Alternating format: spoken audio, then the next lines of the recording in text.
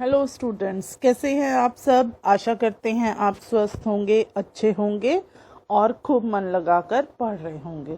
तो बच्चों, आज हम आपके सामने इतिहास हिस्ट्री का एक न्यू चैप्टर लेकर आए हैं। नए साम्राज्य और राज्य, पाठ हमारा 10 है, ये कक्षा 6 का। तो बच्चों, अब तक हमारी ये जो इतिहास हमने आपको पढ़ाना शुरू किया है, तो लगभग अब ये खत्म होने वाला है। तो अब इसमें क्या है, नए साम्राज्य और राज्य। हमारे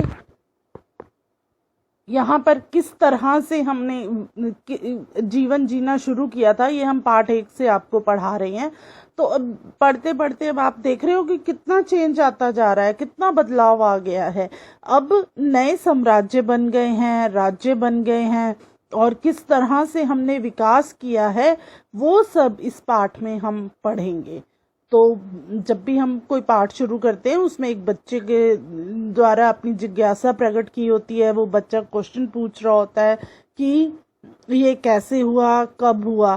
तो अब इसमें अरविंद नाम का बच्चा है जो पूछ रहा है, अरविंद राजा बना। अरविंद अपने स्कूल में खेले जाने वाले नाटक में राजा की भूमिका अदा करने के लिए चुना गया। उसने सोचा था कि वह शाही वेशभूषा में मूंछों पर ताव देते हुए रुपहले कागज की लिपटी तलवार को शान से पकड़कर चहलकदमी करेगा। जरा सोचो, उसे कितनी हैरानी हुई जब उसे बताया गया कि उसे बैठकर वीणा भी बजानी होगी और कविता का पाठ भी करना होगा। एक संगीतज्ञ राजा कौन हो सकता है वह, अरविंद सोचने लगा।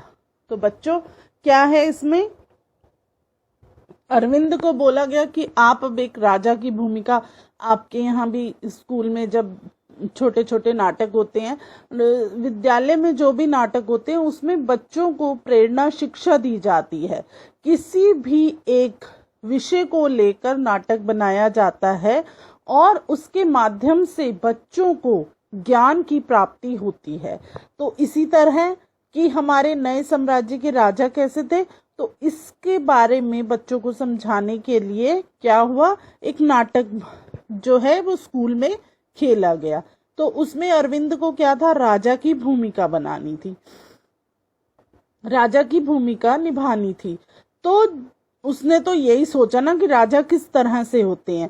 अब आपको भी अगर यही बोल दिया जाए कि आप कल राजा बन के आना, तो आप भी बहुत सुंदर सी वेशभूषा और खूब सारे गहने, सिर पर मुकुट, हाथ में तलवार लेकर आओगे। लेकिन जब आप ऐसे आओगे और अगर आपको टीचर बोल दे कि नहीं जी, इसमें से थोड़ा सा ये उतारो और यहाँ पर बैठ जाओ और आप तबला बजाओ, तो आपको कितना अजीब लगेगा। तो ऐसे ही अरविंद के साथ हुआ। तो वो सोचने लगा कि ऐसा कौन सा राजा था। तो अब हम इस पाठ में आपको इसके बारे में विस्तार से समझाएंगे। अब आप पढ़िए ये पाठ।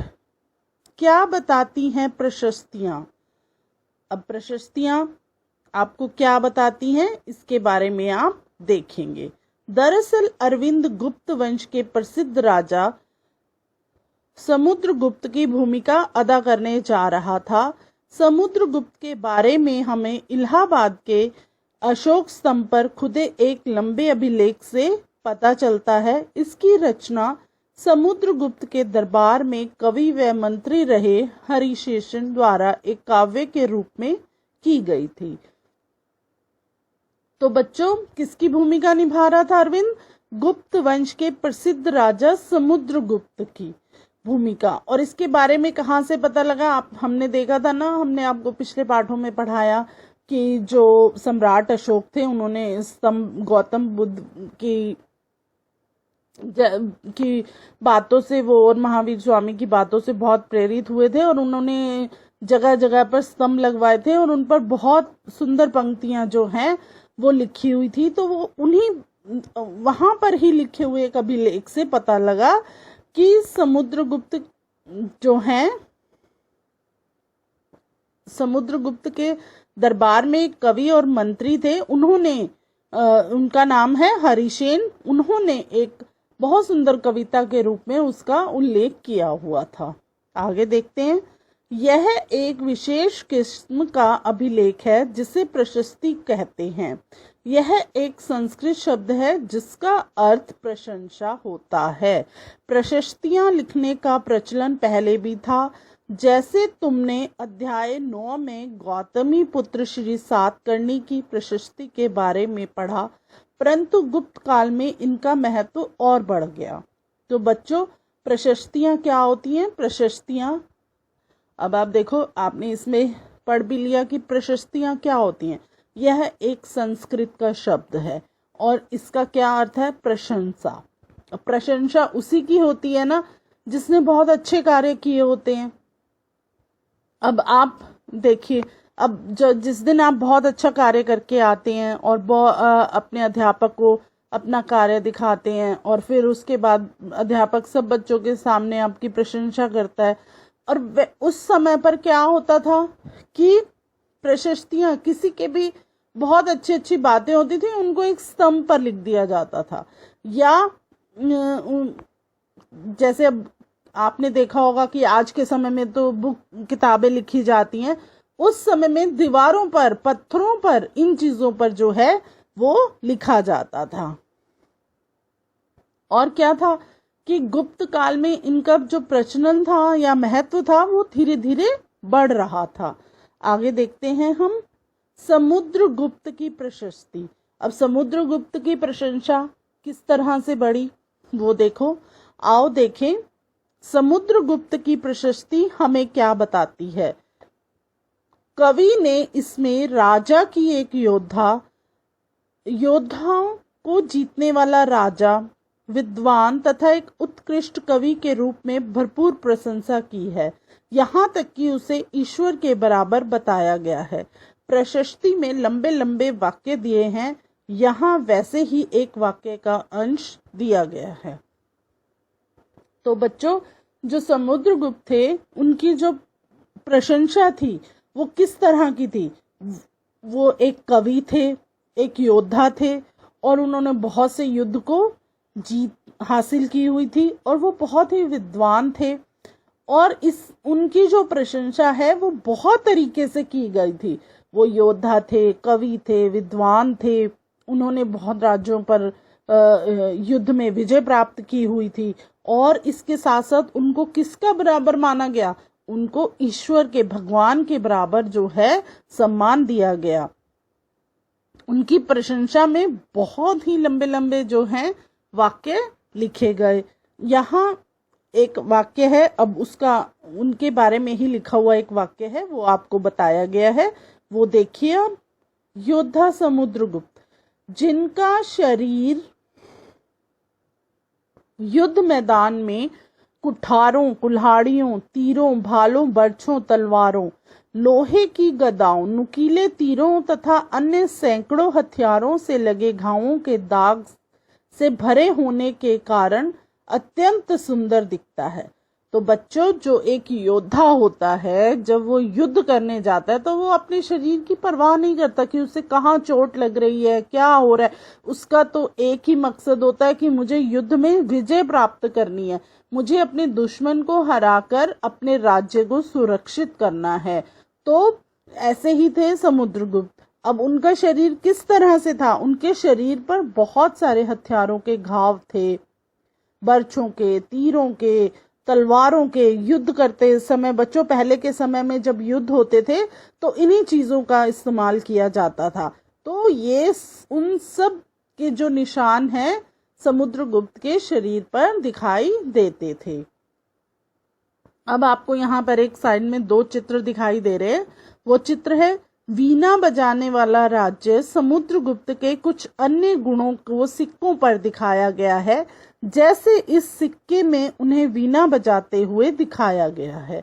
तो उस समय में जब सिक्के बने तो उन सिक्कों पर भी क्या था? उनके गुणों को ही दिखाया गया। तो बच्चों, आपको समझ आया समुद्रगुप्त कितने अच्छे थे और उन्होंने कितने अच्छे कार्य किए, तभी उनकी प्रशंसा जो है इतनी होती थी। अब आप आगे बढ़ते हैं। अगर तुम मानचित्र 7 पृष्ठ 105 को गौर से देखो तो पाओगे एक क्षेत्र को हरे रंग से रंगा गया है तुम्हें पूर्वी समुद्र तट के साथ साथ एक क्रम में लाल बिंदु दिखेंगे। उसी तरह कुछ क्षेत्र बैंगनी और नीले रंग के भी मिलेंगे।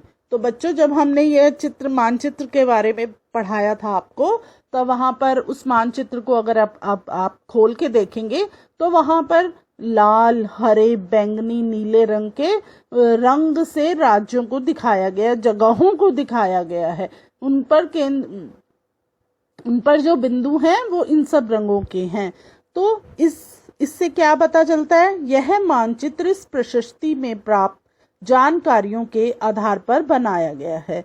हरिशेषन 4 विभिन्न प्रकार के राजाओं और उनके प्रति समुद्रगुप्त की नीतियों का वर्णन करते हैं।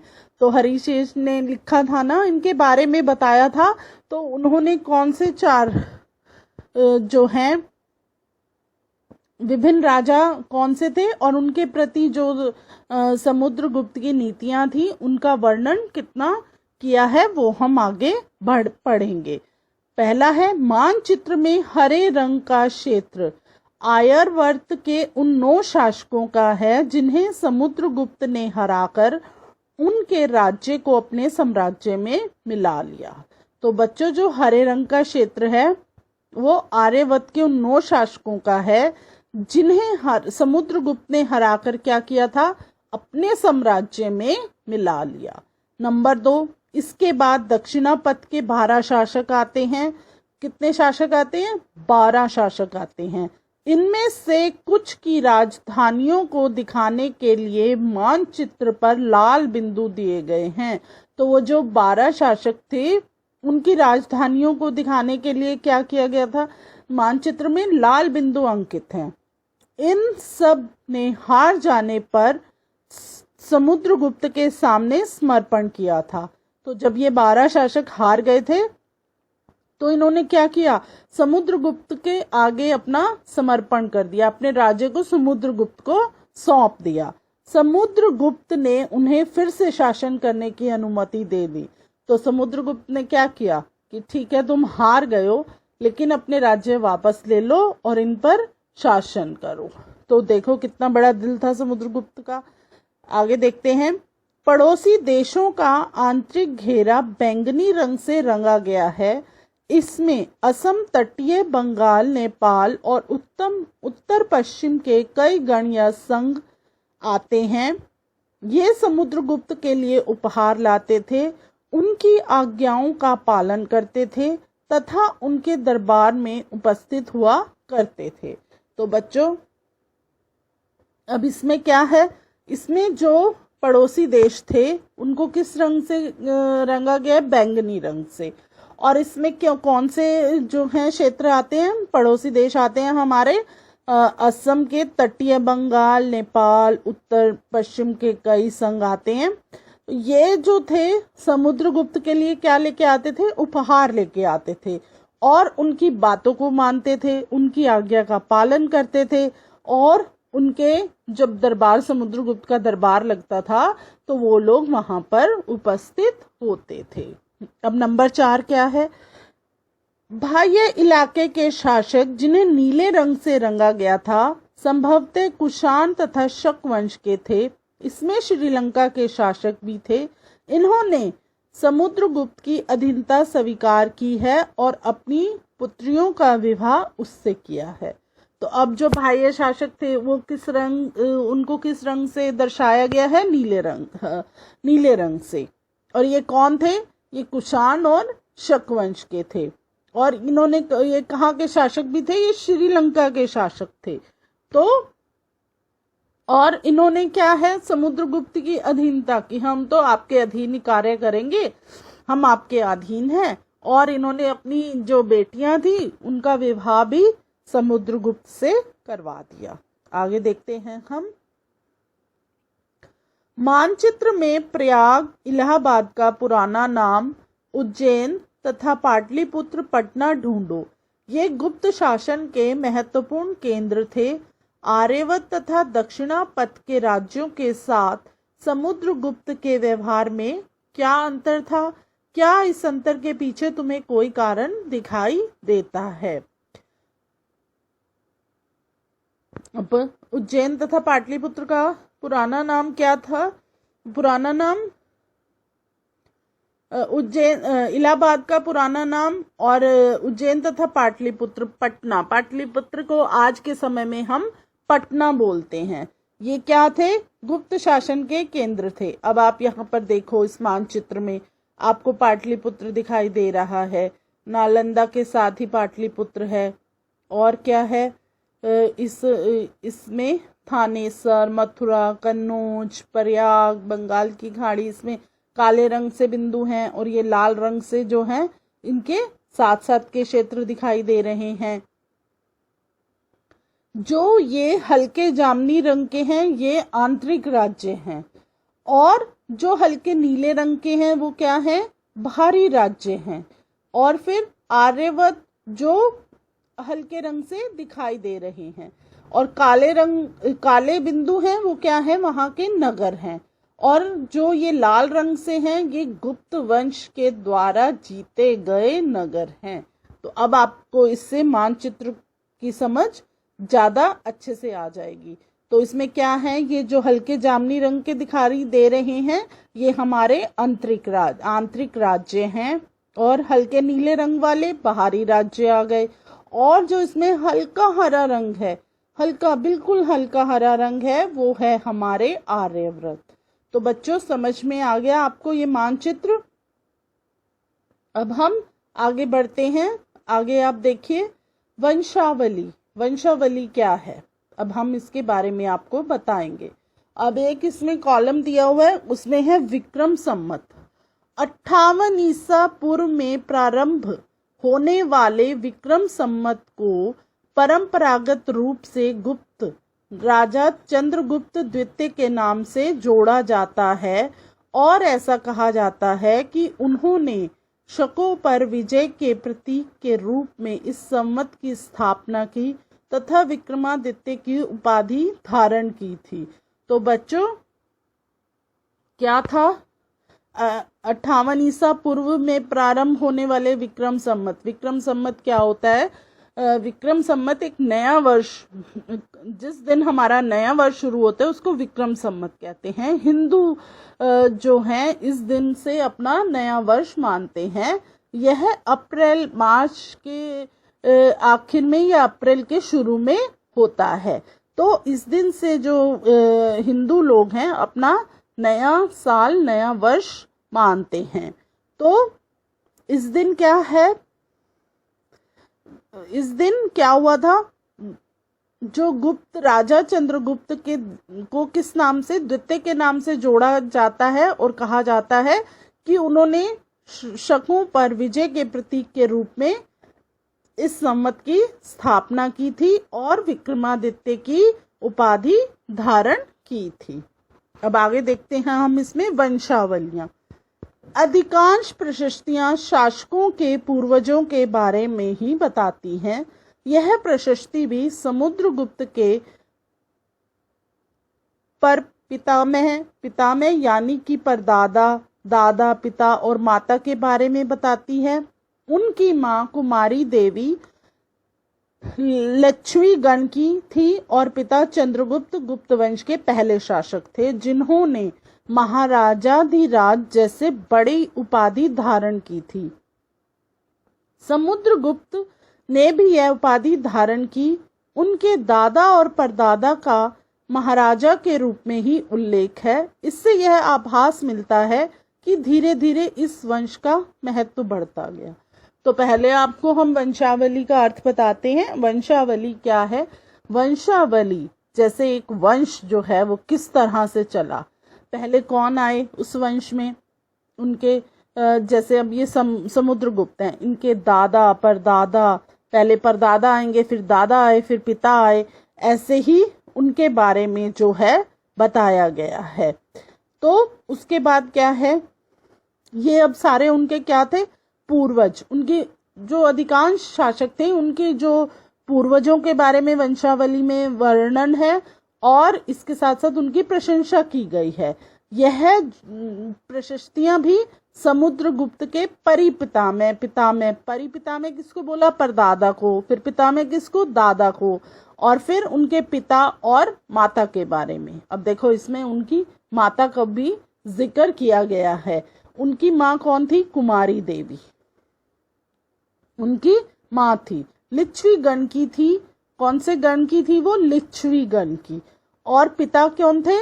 चंद्रगुप्त। गुप्त वंश के कौन थे वो? पहले शासक थे। चंद्रगुप्त जो थे वो गुप्त वंश के पहले शासक थे, जिन्होंने महाराजाधिराज जैसे बड़ी उपाधि धारण की थी।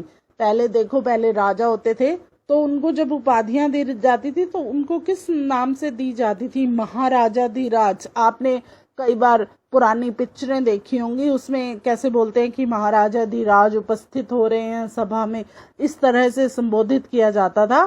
तो जो चंद्रगुप्त थे उनको इस नाम की उपाधि मिली थी। समुद्रगुप्त ने भी यह उपाधि धारण की। उनके दादा और परदादा का महाराजा के रूप में ही उल्लेख है। तो उनके दादा और परदादा को सिर्फ क्या बोलते थे? महाराजा। और जो उनके पिता थे समुद्रगुप्त, ये उनको महाराजाधिराज, और फिर समुद्रगुप्त को भी यही उपाधि मिली, महाराजाधिराज।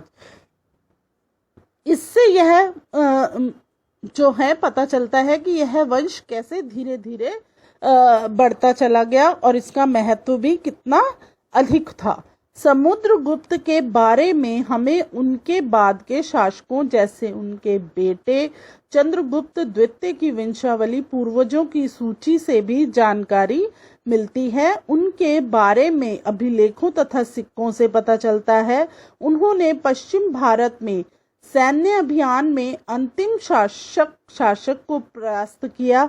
बाद में ऐसा विश्वास किया जाने लगा कि उनका दरबार विद्वानों से भरा था।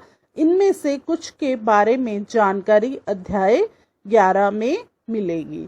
तो जो समुद्रगुप्त हैं इनके बारे में और क्या जानकारियां कैसे मिली? अभी आपको हमने बताया था कि सिक्के पर वो एक जो है वाद्य यंत्र बजा रहे हैं, और इस तरह से जो सिक्के मिले उन पर उनके चित्र अंकित थे, उनके बारे में लिखा गया था।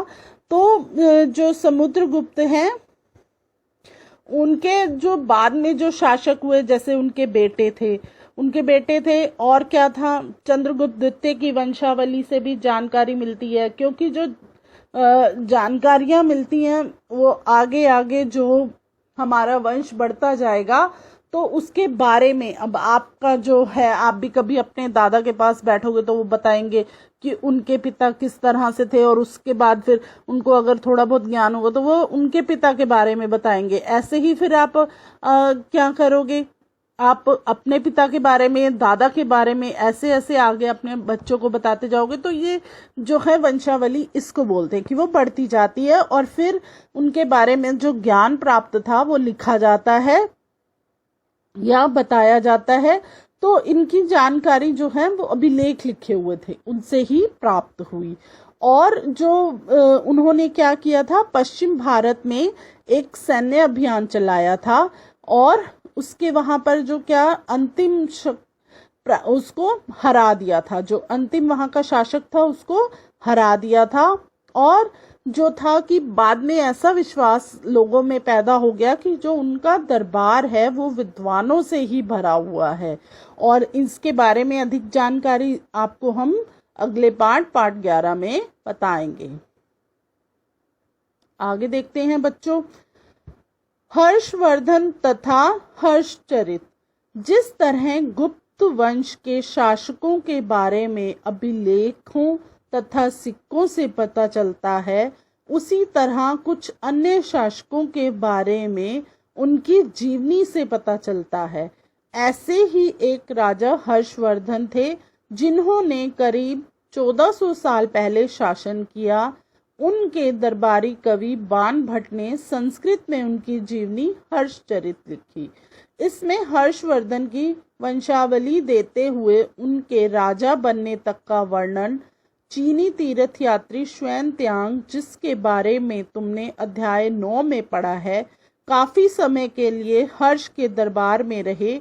उन्होंने वहां जो कुछ देखा उसका विस्तृत वर्णन दिया है। तो बच्चों जब हमने ये पाठ पढ़ना शुरू किया था तब क्या था, शुरू में हम पढ़ते थे ना कि 3000 वर्ष पूर्व ये हुआ, 2500 वर्ष पूर्व ये हुआ, और अब हम किस पर आ गए कि 1400 साल। अब देखो हमने कहाँ से पढ़ना शुरू किया था और अब हम कहाँ पर पहुंच गए हैं और कितना हमने ज्ञान प्राप्त किया है। अब क्या है, हर्षचरित क्या है, जो राजा हर्षवर्धन हैं उनके बारे में, उनकी वंशावली के बारे में, उनके वंश में कौन कौन थे और वो किस तरह के राजा थे, उन्होंने किस तरह से राज्य किया, ये सब जो है हर्षचरित में लिखा गया है। और हमें जैसे जैसे राजाओं की जो है जीवनी का पता चलता है उसके बारे में हम पढ़ते हैं। अब क्या था कि जो हर्षवर्धन जो राजा थे उनके दरबार में एक कवि थे, वो थे बाणभट्ट। बाणभट्ट ने संस्कृत में उनकी जीवनी लिखी। किसमें लिखी? वो हर्षचरित में। उस किताब को उन्होंने हर्षचरित नाम दिया। इसमें हर्षवर्धन राजा कैसे बने, उनका वंश कैसे शुरू हुआ, इसका सारा वर्णन जो है हर्षचरित में लिखा। हमने आपको पाठ 9 में बताया था ना कि चीन से कुछ लोग आए थे जो यहाँ पर भगवान बुद्ध के बारे में एकत्रित करने आए थे बातें कि भगवान बुद्ध ने कैसे अपना जीवन शुरू किया और उन्होंने यहाँ पर क्या क्या चीजें बनाई, किस तरह से ज्ञान दिया लोगों को। तो उनमें से जो एक तीर्थ यात्री कौन थे? श्वेनत्यांग। इसके बारे में हमने आपको बताया था। तो ये बहुत समय तक कहाँ पर रहे थे? राजा हर्ष के दरबार में, और उन्होंने वहां पर जो कुछ भी देखा था उसका वर्णन उन्होंने किया था। आगे देखते हैं। हर्ष अपने पिता के सबसे बड़े बेटे नहीं थे, पर अपने पिता और बड़े भाई की मृत्यु हो जाने पर थानेसर के राजा बने। उनके बहनोई कन्नौज के शासक थे। जब बंगाल के शासक ने उन्हें मार डाला तो हर्ष ने कन्नौज को अपने अधीन कर लिया और बंगाल पर आक्रमण कर दिया।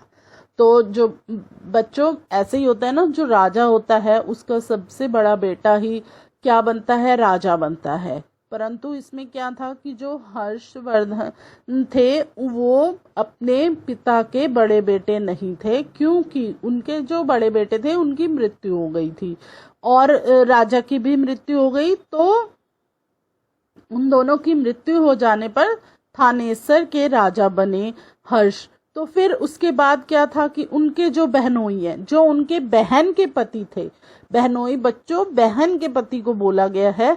तो जो उनके बहन के पति थे वो कहाँ के राजा थे, कहाँ के शासक थे? कन्नौज के।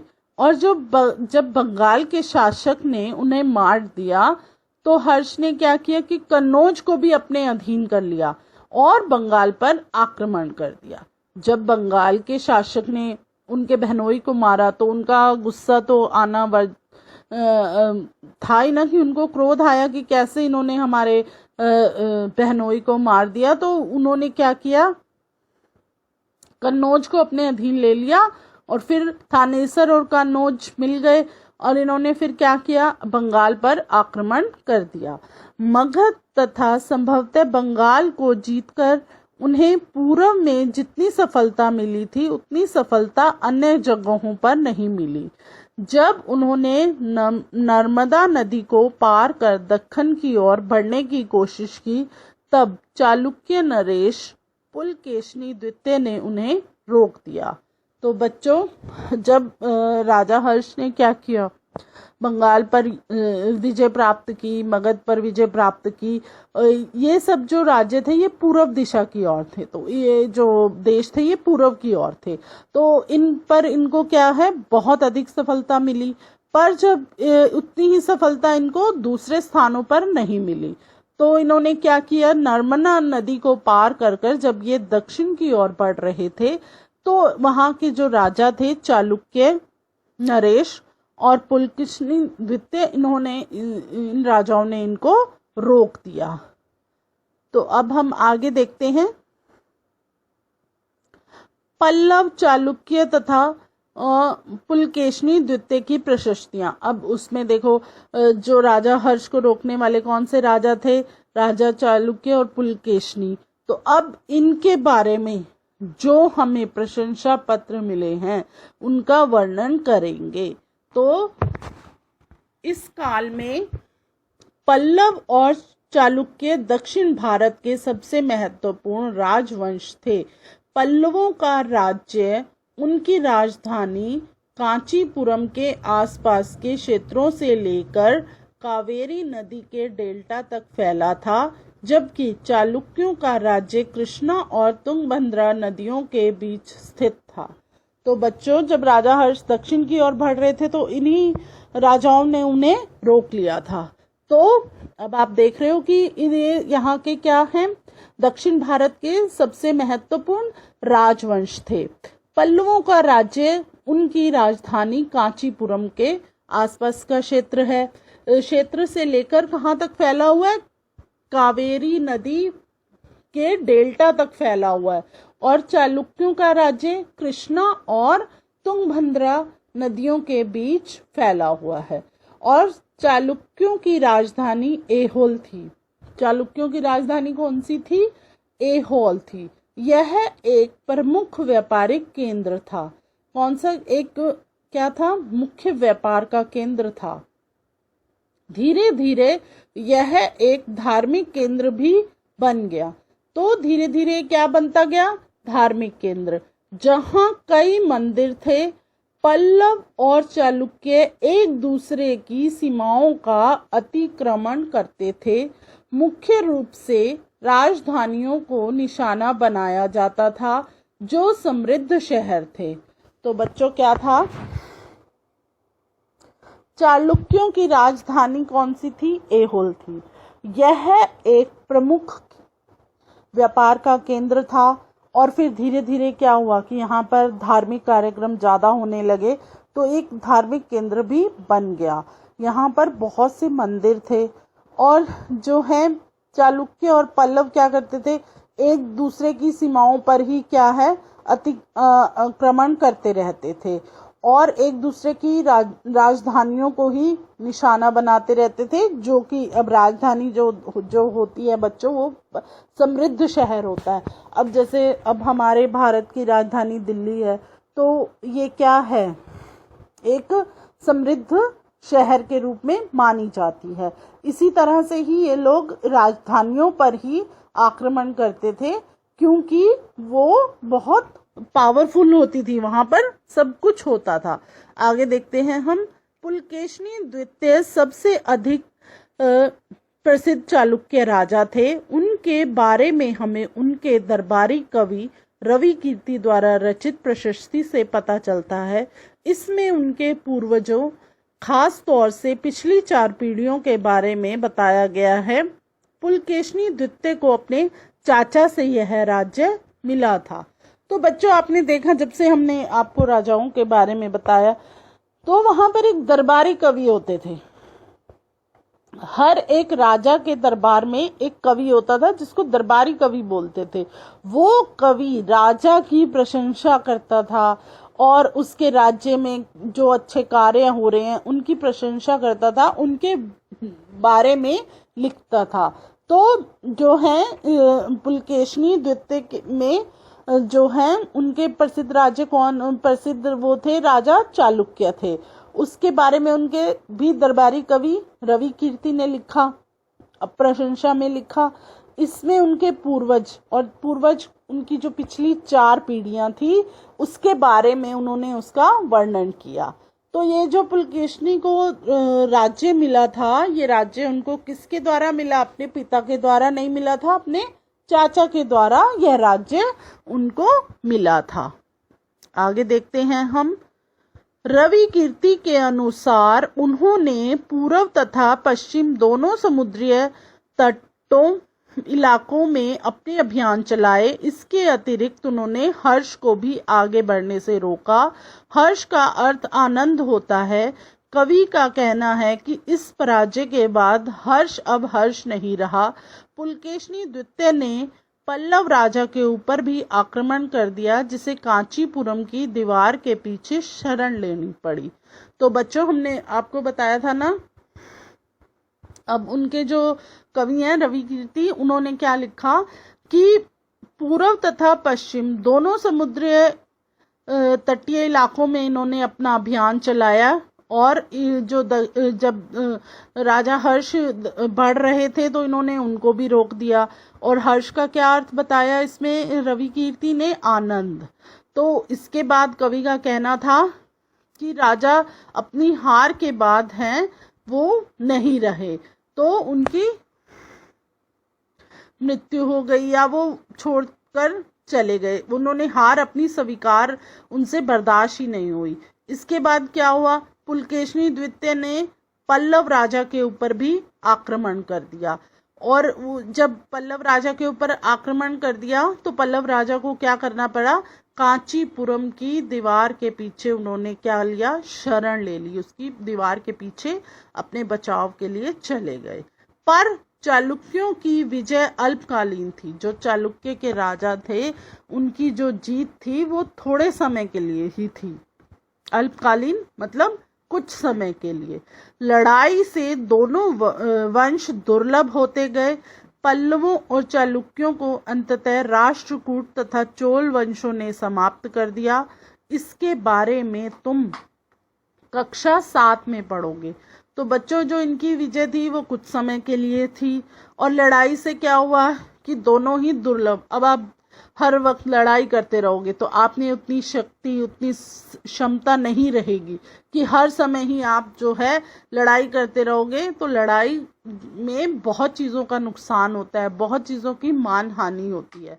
तो इसी तरह से वो दोनों जो थे उनका किन्होंने अंत किया?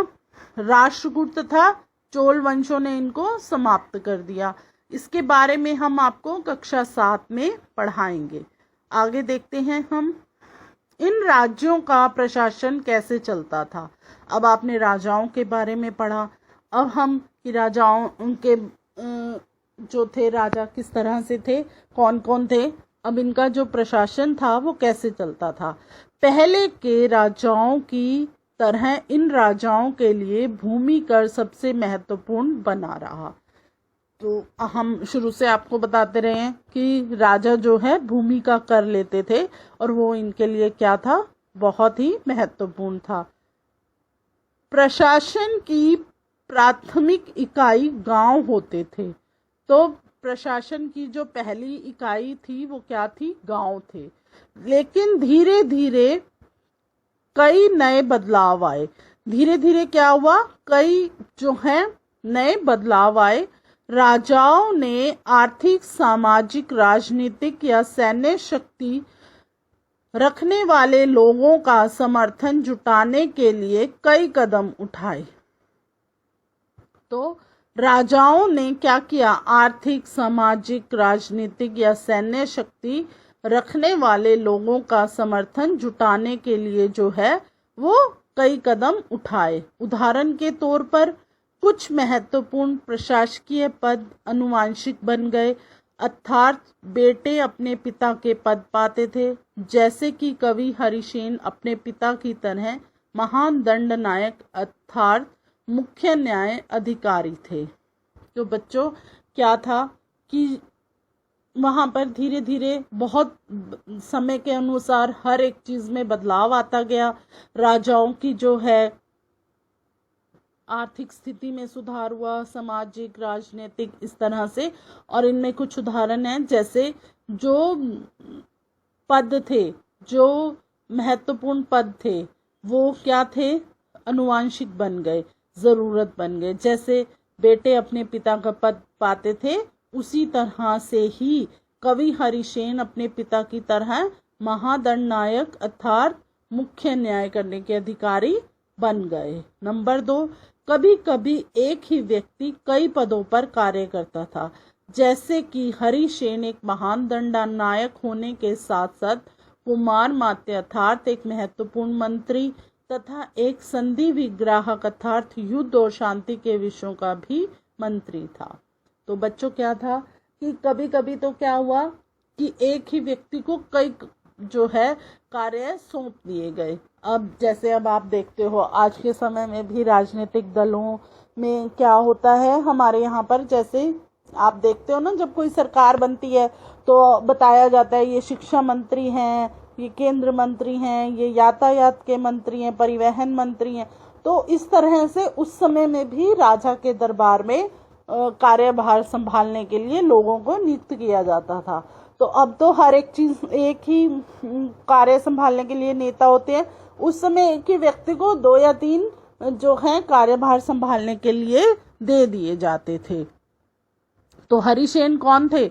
महादंड नायक भी थे, और इसके साथ साथ एक महत्वपूर्ण उनको मंत्री बना दिया गया संधि विग्राहक। जब युद्ध और शांति होती है, युद्ध और शांति के विषयों को, जो जैसे युद्ध हो रहा है तो उस युद्ध में क्या सही हो रहा है, क्या गलत हो रहा है, और दोनों राजाओं के बीच में शांति बनाने के लिए भी दूत का कार्य करते थे। तो इस तरह से उनको 3 कार्यभार दे दिए गए।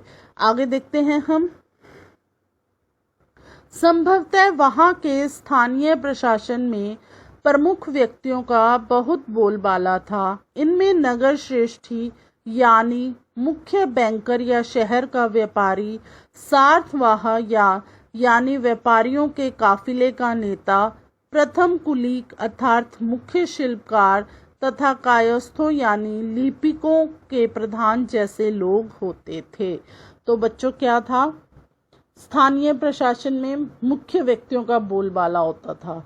जैसे बैंकर क्या होते थे कि जहाँ पर अपने पैसों को सुरक्षित रखा गया, या शहर का व्यापारी कि ये तो हमें अच्छा जो है, इनसे हमें अच्छा व्यापार करने को मिलेगा। और इसके साथ साथ शिल्पकार, कायस्थ, लिपिकों के प्रधान जैसे लोग होते थे। अब आगे देखते हैं हम। इस तरह की नीतियां कुछ हद तक प्रभावशाली होती थी, पर समय के साथ साथ इनमें से कुछ व्यक्ति इतने अधिक शक्तिशाली हो जाते थे कि अपना स्वतंत्र राज्य स्थापित कर लेते थे। तो बच्चों, जैसे कुछ व्यक्तियों को वहां का जो है प्रमुख कार्यभार संभाल दिया जाता था, तो क्या होता था कि ये नीतियां जो थी उन व्यक्तियों के लिए अच्छी साबित होती थी। वो इतने शक्तिशाली हो जाते थे और अपना क्या करते थे, एक स्वतंत्र राज्य ही बना लेते थे। आगे देखते हैं हम। एक नए प्रकार की सेना। कुछ राजा अभी भी पुराने राजाओं की तरह एक सुसंगठित सेना रखते थे, जिसमें हाथी, रथ, घुड़सवार और पैदल सिपाही होते थे। पर इसके साथ साथ कुछ सेना नायक भी होते थे, जो आवश्यकता पड़ने पर राजा को सैनिक सहायता दिया करते थे। इन सेना नायकों को कोई नियमित वेतन नहीं दिया जाता था। बदले में इनमें से कुछ को भूमि दान दिया जाता था। दी गई भूमि से ये कर वसूलते थे, जिससे वे सेना तथा घोड़ों की देखभाल करते थे। साथ ही वे इससे युद्ध के लिए हथियार जुटाते थे। इस तरह के व्यक्ति सामंत कहलाते थे। जहां कहीं भी शासक दुर्लभ होते थे, ये सामंत स्वतंत्र होने की कोशिश करते थे। तो बच्चों, अब इसमें क्या बताया, एक नए प्रकार की सेना।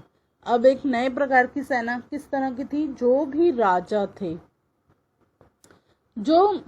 राजा थे वो अपने पुराने राजाओं की तरह ही, जैसे राजा के दरबार में या राजा की जो सेना होती थी वो सुसंगठित रखते थे।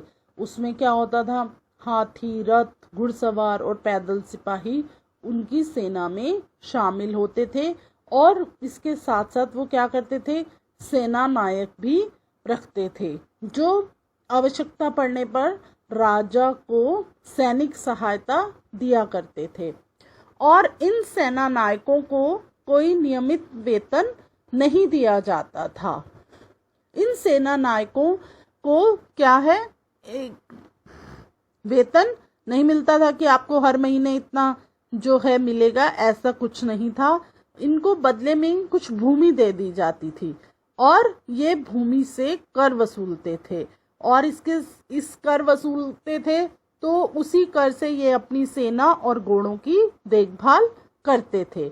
और साथ ही साथ वे इससे क्या करते थे, युद्ध लड़ने के लिए हथियारों को जुटाते थे। इस तरह के व्यक्ति क्या कहलाते थे, सामंत कहलाते थे। जहां कहीं भी शासक दुर्लभ होते थे वहां पर ये सामंत स्वतंत्र होने की कोशिश करते थे। तो बच्चों, आज के समय में भी आपको पता है हमारे यहाँ पर 3 सेनाओं को नियुक्त किया है, जल सेना, स्थल सेना, वायु सेना। इन सब के भी अध्यक्ष होते हैं जो कि अपनी पूरी की पूरी सेना को नियंत्रित करते हैं। आप टीवी में देखते होंगे जब युद्ध की बात आती है तो इन अध्यक्षों के साथ हमारे प्रधानमंत्री, हमारे मंत्रीगण मीटिंग करते हैं और ये फैसला करते हैं कि इन सेनाओं को किस तरह से कार्य करना है, किस किस क्षेत्र पर क्या क्या इनकी कार्यवाही होगी, इसके बारे में बात करते हैं। तो ये जो सेना का कार्य है ये राजाओं के समय से ही चला आ रहा है। आगे देखते हैं हम दक्षिण के राज्यों में सभाएं। अब दक्षिण के राज्यों में किस तरह से सभाएं होती थी। पल्लवों के अभिलेख में कई स्थानीय सभाओं की चर्चा है। इनमें से एक था ब्राह्मण भूस्वामियों का संगठन जिसे सभा कहते थे। ये सभाएं उपसमितियों के जरिए सिंचाई, खेतीबाड़ी से जुड़े विभिन्न काम, सड़क निर्माण, स्थानीय मंदिरों की देखरेख आदि का काम करती थी। जिन इलाकों के भूस्वामी ब्राह्मण नहीं थे वहां उर नामक ग्राम सभा के होने की बात कही गई है। नगरम व्यापारियों के एक संगठन का नाम था। संभवतः इन सभाओं पर धनी तथा शक्तिशाली भूस्वामियों और व्यापारियों का नियंत्रण था। इनमें से बहुत सी स्थानीय सभाएं शताब्दियों तक काम करती रही। तो बच्चों, दक्षिण की राज्य सभाओं में किस चीज की चर्चा है, पल्लवों के अभिलेखों की, कि पल्लवों के बारे में जो अभिलेख लिखे गए थे उनकी चर्चा की गई है। और इनमें क्या था, ब्राह्मणों भूस्वामियों का एक संगठन था जिसको क्या बोलते थे वो लोग, सभा बोलते थे। और ये जो सभाएं थी वो किस बारे में होती थी कि उपसमितियों के जरिए वो सिंचाई, खेतीबाड़ी से जुड़े हुए काम, सड़क निर्माण, स्थानीय मंदिरों की देखरेख का कार्य वो लोग करते थे। और जहां पर भूस्वामी ब्राह्मण नहीं होते थे वहां उर्ग नामक क्या सभाएं होती थी और वहां पर व्यापारियों का एक संगठन होता था जिसको नगरम बोलते थे। और इन सभाओं पर धनी तथा शक्तिशाली भूस्वामी जिनके पास बहुत अच्छी भूमि होती है और व्यापारियों का नियंत्रण होता था। और इनमें से जो हैं बहुत सी सभाएं ऐसी थी जिन्होंने शताब्दियों तक काम किया, मतलब कई वर्षों तक वो जो हैं सभाएं कार्य करती रही। आगे देखते हैं हम उस जमाने में आम लोग किस तरह से अपना जीवन व्यतीत करते थे। जनसाधारण के जीवन की थोड़ी बहुत झलक हमें नाटकों तथा कुछ अन्य स्रोतों से मिलती है। चलो इसके कुछ उदाहरण देखते हैं। तो बच्चों, आपने कई पुरानी पिक्चरें देखी होंगी कि उस समय राजा किस तरह से कार्य करते थे और किस तरह से जो है उनके राज्य में कार्य होता था। तो ये नाटकों के द्वारा भी ये प्रस्तुत किया जाता था। तो इसी तरह जनसाधारण के जीवन की झलक नाटकों और चलचित्र के द्वारा हमें मिली है। आगे देखते हैं इसमें कौन से नाटक थे, कौन से उदाहरण हैं। कालिदास अपने नाटकों में राज दरबार के जीवन के चित्रण के लिए प्रसिद्ध हैं।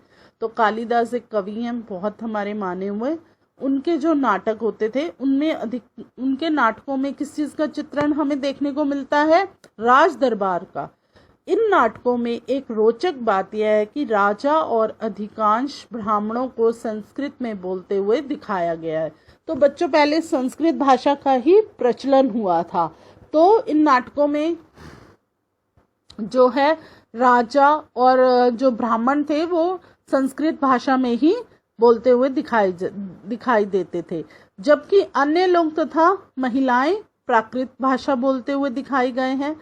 उनका सबसे प्रसिद्ध नाटक अभिज्ञान शकुंतलम दुष्यंत नामक एक राजा और शकुंतला नाम की एक युवती की प्रेम कहानी है। तो जो कालिदास का सबसे मशहूर नाटक था वो कौन सा था?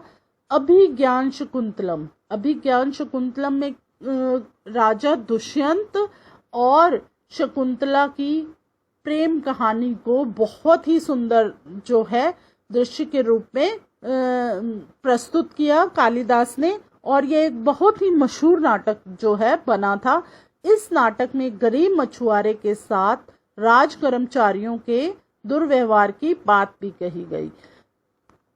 तो उस समय में जो राज दरबारी होते थे, वो राज कर्मचारी होते थे, वो गरीबों के साथ बहुत ही दुर्व्यवहार करते थे, वो भी इसमें दिखाया गया। आगे देखते हैं। एक मछुआरे को एक अंगूठी मिली। तो जो राजा दुष्यंत और शकुंतला की जो ये कहानी है उसका एक अंश यहाँ पर प्रस्तुत किया है। एक मछुआरे को एक अंगूठी मिली। एक मछुआरे को एक कीमती अंगूठी मिली। यह अंगूठी राजा ने शकुंतला को भेंट की थी, पर दुर्घटनावश उसे एक मछली निगल गई।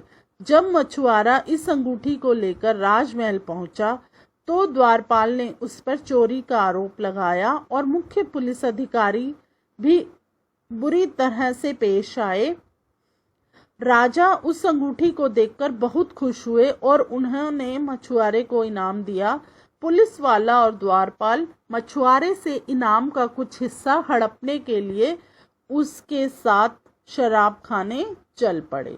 तो बच्चों क्या हुआ कि राजा जो थे दुष्यंत, उन्होंने शकुंतला को एक बहुत कीमती अंगूठी दी। तो जब वो अंगूठी क्या है वो गिर जाती है, जब रानी नहाने के लिए जाती है तो वहां पर वो गिर जाती है। तो वो जब अंगूठी वहां गिर जाती है तो वो जो है एक मछली निगल लेती है। तो मछली निगल लेती है तो मछुआरा जब मछली को पकड़ता है और जब वो काटते हैं उसको बेचते हैं तो उसको वो अंगूठी मिलती है। तो वो अंगूठी लेकर राजा के दरबार में पहुंच जाता है। तो द्वारपाल कहते हैं कि तुम क्यों आए हो? तो वो बताता है कि मैं ऐसे ऐसे मुझे ये अंगूठी मिली है, मैं राजा को देने के लिए आया हूँ। तो द्वारपाल है उस पर चोरी का आरोप लगा देते हैं और उसको पुलिस को पकड़ा, जो है वहां पर पुलिस के अधिकारी आते हैं और उसको पकड़ लेते हैं और उसको साथ बहुत गलत व्यवहार करते हैं। पर जब राजा को वो अंगूठी दिखाई जाती है तो राजा बहुत खुश हो जाते हैं और उस मछुआरे को जो है इनाम देते हैं। अब उस मछुआरे को जब इनाम मिलता है तो भी पुलिस वाले और जो है द्वारपाल उससे वो हिस्सा लेने के लिए उसको शराब खाने में ले जाते हैं। देखो उस समय में भी किस तरह से यह गलत कार्य होते थे। अब आगे देखते हैं हम इसमें। चीनी तीर्थ यात्री फाशियन का ध्यान उन लोगों की दुर्गति पर भी गया जिन्हें ऊंचे और शक्तिशाली लोग अछूत मानते थे। उन्हें शहरों के बाहर रहना पड़ता था। वे लिखते हैं, अगर इन लोगों को शहर या बाजार के भीतर आना होता था तो सभी को आगाह करने के लिए ये लकड़ी के एक टुकड़े पर चोट करते रहते थे। यह आवाज सुनकर लोग सतर्क होकर अपने को छू जाने से या किसी भी प्रकार के संपर्क में आने से बचते थे। तो बच्चों क्या था पहले के समय में? पहले के समय में जो बहुत से लोगों की जो है दुर्गति होती थी वो किस तरह की होती थी कि कुछ लोगों को अछूत माना जाता था। तो जो अछूत मानते थे ना लोग, उनको शहर के बाहर रखा जाता था।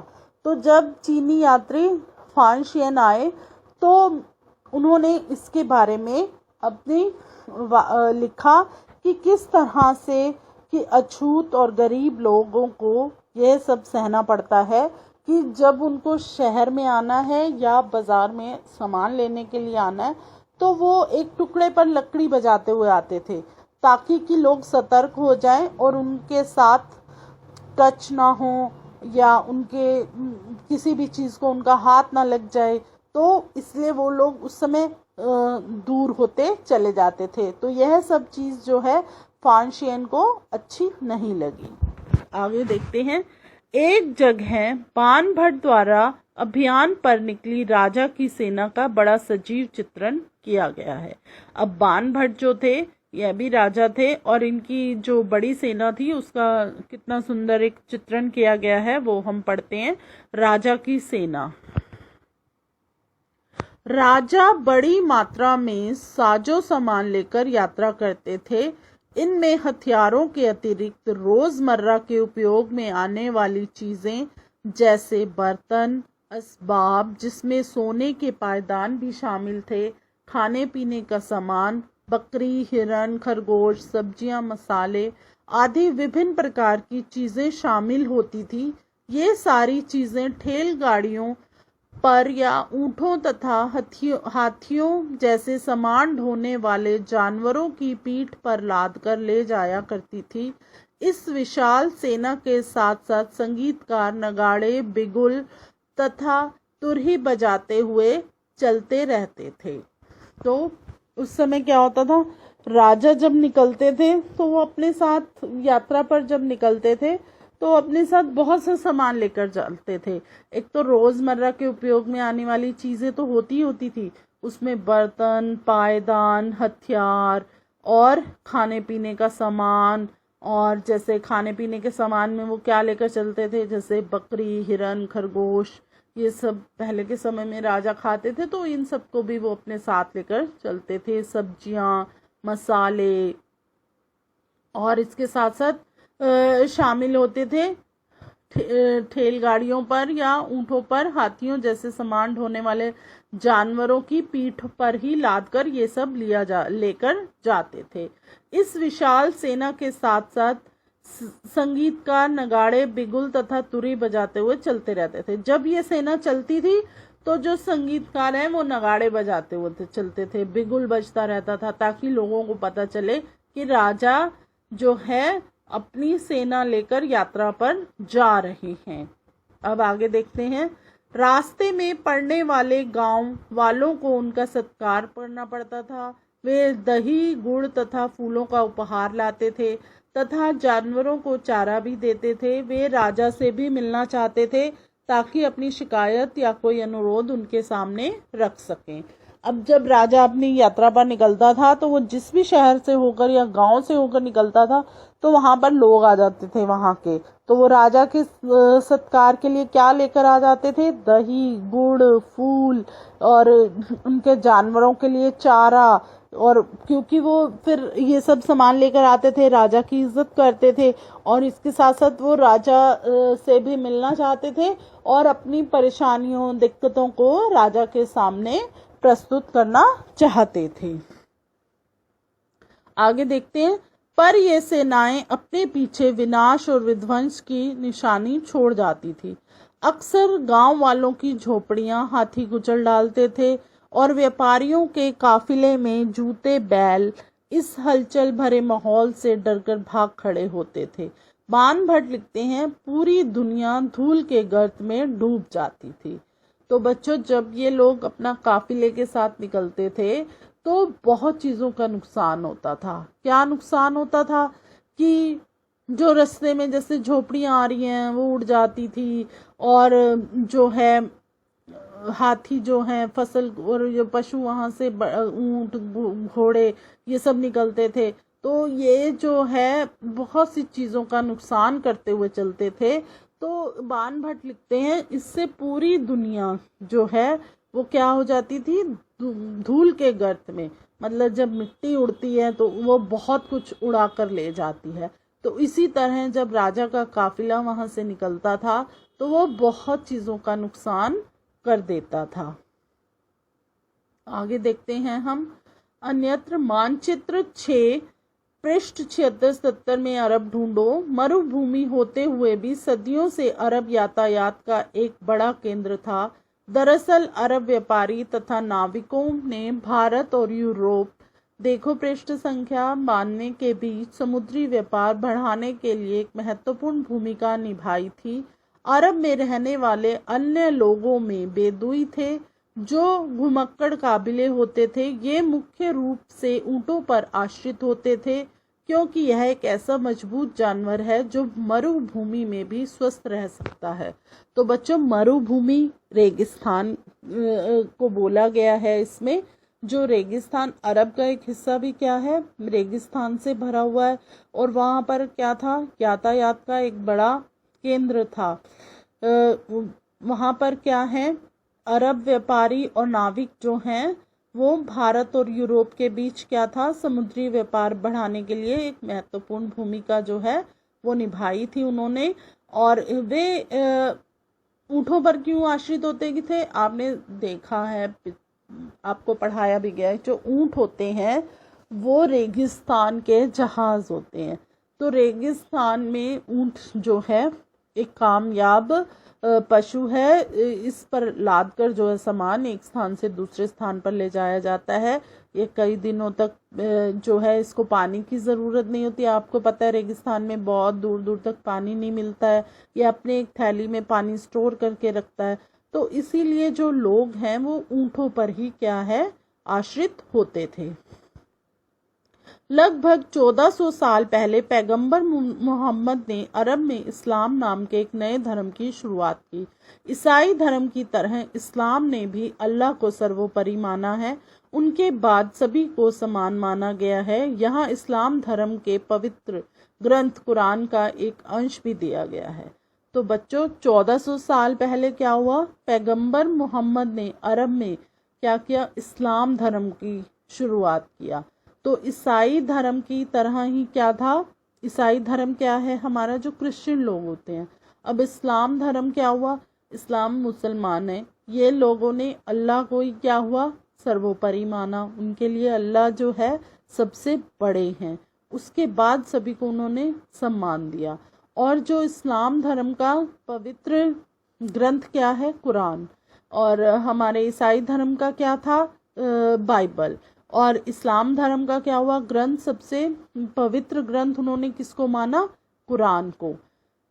तो बच्चों, आपको समझ आया ये। मुसलमान स्त्रियों और पुरुषों के लिए विश्वास रखने वाले, स्त्रियों और पुरुषों के लिए भक्त, स्त्रियों और पुरुषों के लिए सच्चे, स्त्रियों और पुरुषों के लिए धैर्यवान और स्थिर मन में, स्त्रियों और पुरुषों के लिए दान देने वाले, स्त्रियों और पुरुषों के लिए उपवास रखने वाली, स्त्रियों और पुरुषों के लिए अपनी पवित्रता बनाए रखने वाले, स्त्रियों और पुरुषों के लिए अल्लाह को हमेशा याद करने वाले, स्त्रियों और पुरुषों के लिए अल्लाह ने इन सब के लिए ही क्षमा और पुरस्कार रखा है।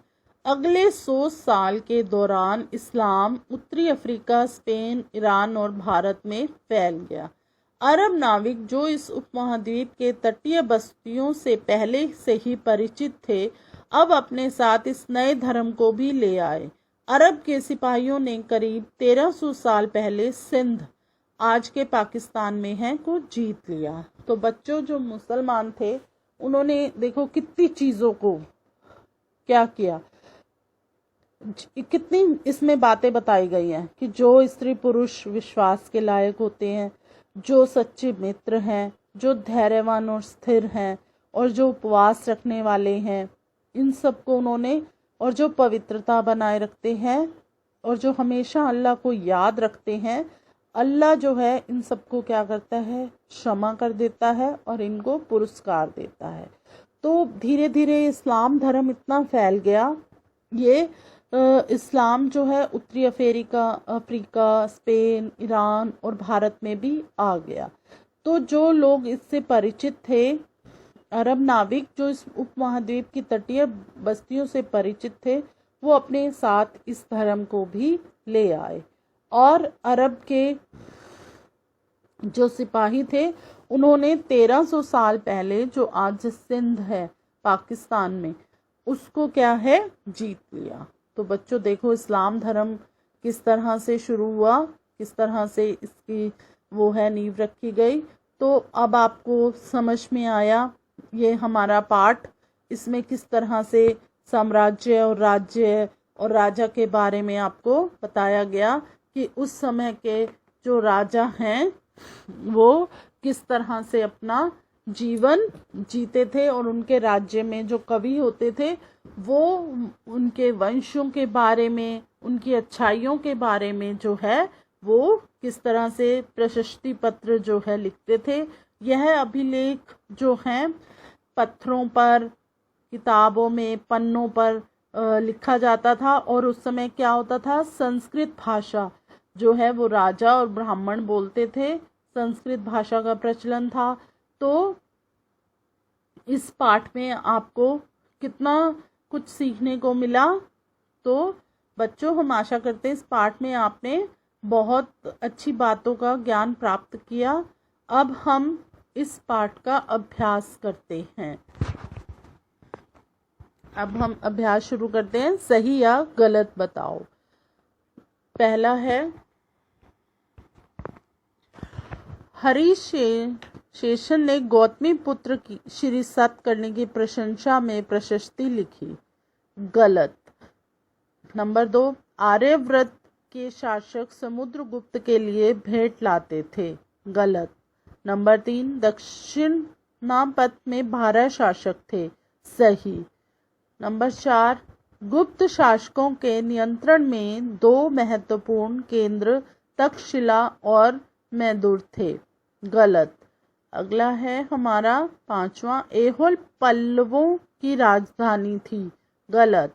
दक्षिण भारत में स्थानीय सभाएं सदियों तक काम करती रही। सही। आगे हम प्रश्न करेंगे। हम ऐसे 3 लेखकों के नाम बताओ जिन्होंने हर्षवर्धन के बारे में लिखा है। बाणभट्ट, शेनत्यांग और रवि कीर्ति ऐसे 3 लेखकों के नाम हैं जिन्होंने हर्षवर्धन के बारे में लिखा है। अगला प्रश्न है हमारा 3, इस युग में सैन्य संगठन में क्या बदलाव आए।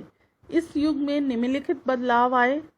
राजा एक सुसंगठित सेना रखते थे जिसमें हाथी, रथ, घुड़सवार और पैदल सिपाही होते थे।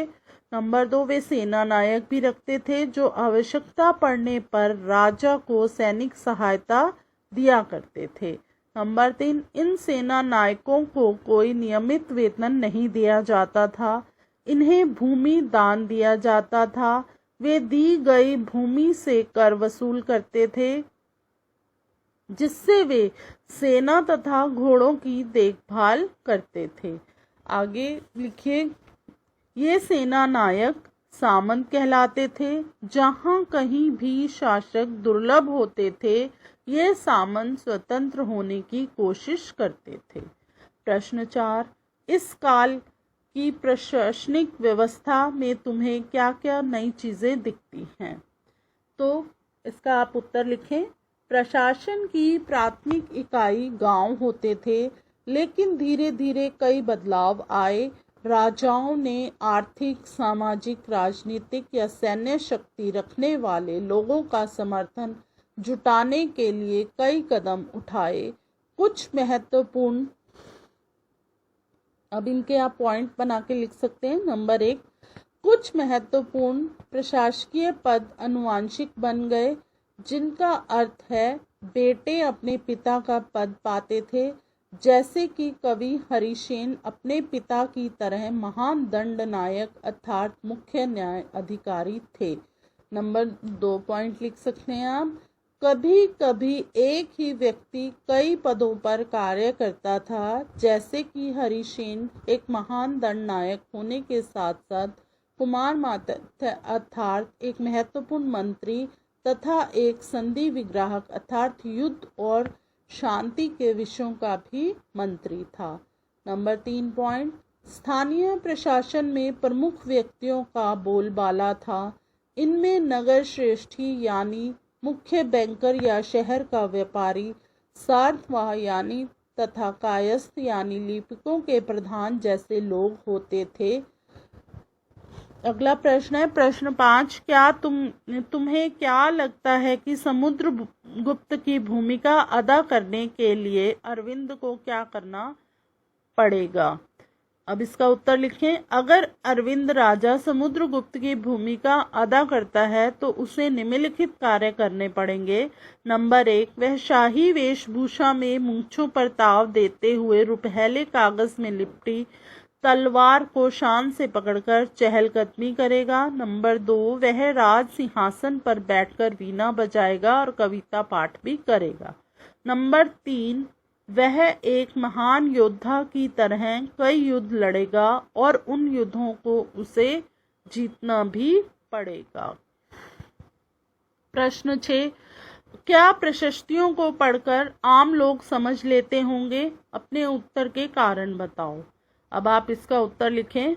आम लोग प्रशस्तियों को पढ़कर नहीं समझ पाते होंगे क्योंकि वे संस्कृत में होती थी। संस्कृत आम लोगों की भाषा नहीं थी। आम आदमी सामान्यतः पढ़े लिखे नहीं थे, इसीलिए प्रशस्तियों को पढ़ना और समझ जाना उनके लिए संभव नहीं था। अब अगला प्रश्न है, प्रश्न 7, अगर तुम्हें अपनी वंशावली बनानी हो तो तुम उनमें किन किन लोगों को शामिल करोगे? कितनी पीढ़ियों को तुम इसमें शामिल करना चाहोगे? एक चार्ट बनाओ और उसे भरो। अब इसका उत्तर लिखें। अगर मैं अपनी वंशावली बनाऊंगा तो मैं उसमें 3 पीढ़ियों को शामिल करना पसंद करूंगा। मैं अपने परदादा से शुरू करूंगा, उसके बाद यानी बच्चे यानी के अपने दादा और उनके भाई, अपने दादा के पुत्र यानी अपने पिता और भाई, फिर मैं स्वयं अपने भाई को शामिल करूंगा। तो अब आप कॉलम में बना सकते हैं। जैसे पहले कॉलम में आप परदादा लिखें, फिर एक तीर का निशान, फिर अगला कॉलम बनाएं दादा व उनके भाई, फिर आप अगला कॉलम बनाएं पिता व उनके भाई, फिर उसके बाद आप एक और कॉलम बनाएं मैं स्वयं और मेरे भाई। अब हम अगला प्रश्न करते हैं। आज युद्ध का असर जनसाधारण पर किस तरह पड़ता है? युद्ध हमारे जीवन में विपत्तिग्रस्त, इसका उत्तर लिखें आप। युद्ध हमारे जीवन में विपत्तिग्रस्त घटना होती है। युद्ध सामान्यतः 2 देशों के बीच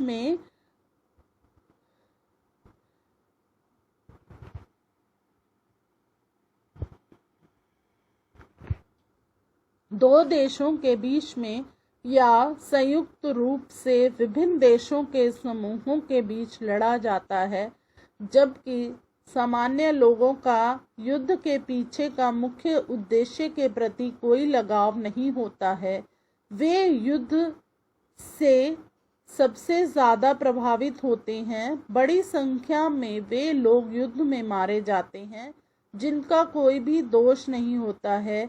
वे अपना जीवन खो देते हैं। युद्ध अपने पीछे चिल्लाते हुए विधवाओं और अनाथों को छोड़ जाता है। सभी संसाधन नष्ट हो जाते हैं। विकास पूरी तरह प्रभावित हो जाता है। फिर से व्यवस्थित होने में बहुत समय लगता है। तो बच्चों, यह था हमारा प्रश्न अभ्यास। आशा करते हैं आपको यह पाठ अच्छे से समझ आया होगा। आप सभी बच्चों का बहुत बहुत धन्यवाद।